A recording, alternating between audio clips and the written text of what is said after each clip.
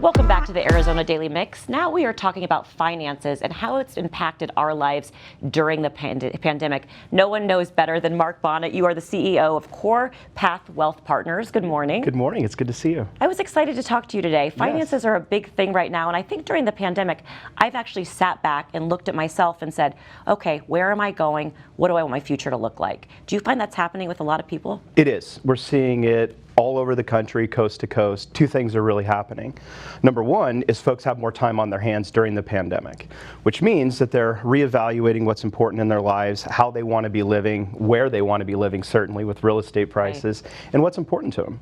Second component is now that we're getting out of the pandemic and the economy is starting back up, people have a psychological tendency to feel as though they deserve to go out and have a little bit more fun, to spend a little bit more. That's the truth. I've been at the airport lately, and it is just a sea of people. I've never seen it so crowded, ever. So what's the first thing you're telling people? If I come to visit you, what's the first thing you're going to tell me? Well, it really depends on the situation that the folks are coming from, right? But it's a great opportunity, no matter the position someone's in, to better their financial position.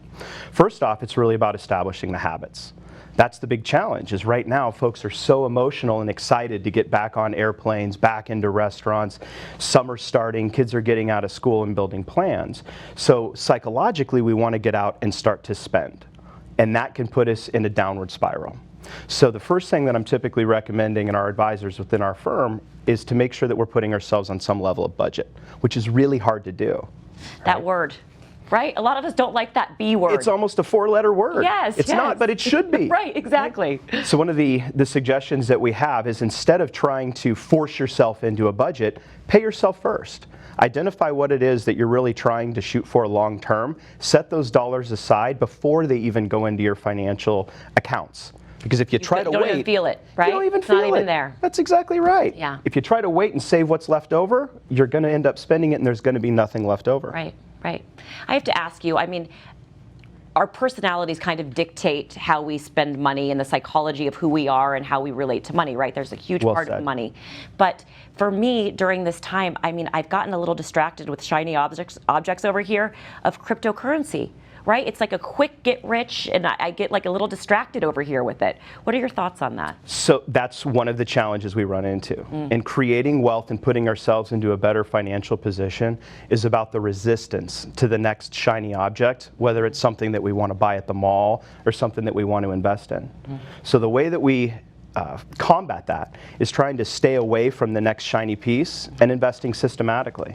Rather than building up a sum and trying to put it into the markets and pick what's hot right now, it's much better to use a employer-sponsored retirement plan like a 401k, or systematically put dollars into an account so you're not trying to react on emotion and what's shiny, but accumulating slowly over time. What's the best thing right now to invest in? Yourself. Yourself, right? It's, as you mentioned earlier, it's really a perspective, and it comes from your own background on how you're handling your financial situation. Right. Investments don't make people financially successful. People make people financially successful. So investing in yourself and the psychology of money can put yourself into a much better position. The best way to do that is to start to set some goals for yourself. Right? If we look back, there's been multiple studies through academic institutions over the past decades to show that the most financially successful people were not the ones that picked the best investments.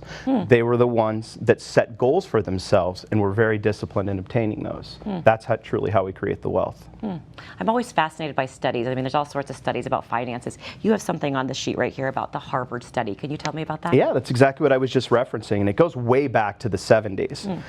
And it's been validated multiple times by additional universities after Harvard.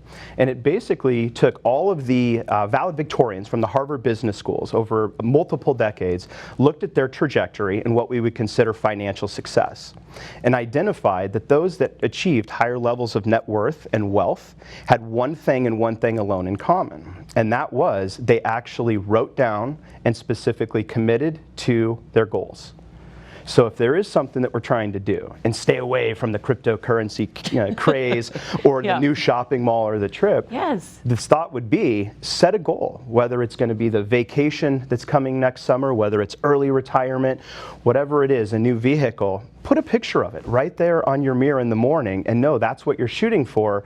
to help keep you from being distracted with all the shiny things that are out there. That's a great idea. I mean, I know people take a picture of like someone in a bathing suit and put it on the refrigerator so they don't eat Same that extra thing. chip or that extra cookie, right? I want that summer body. You got it. Summer body and extra dollars in the wallet. These are great tips. Last tip for our viewers out there, just one tip for them right now they can take away today saying, all right, this is what I'm going to do for my finances right now. No matter where you're at, you can always try to squeeze a little bit more.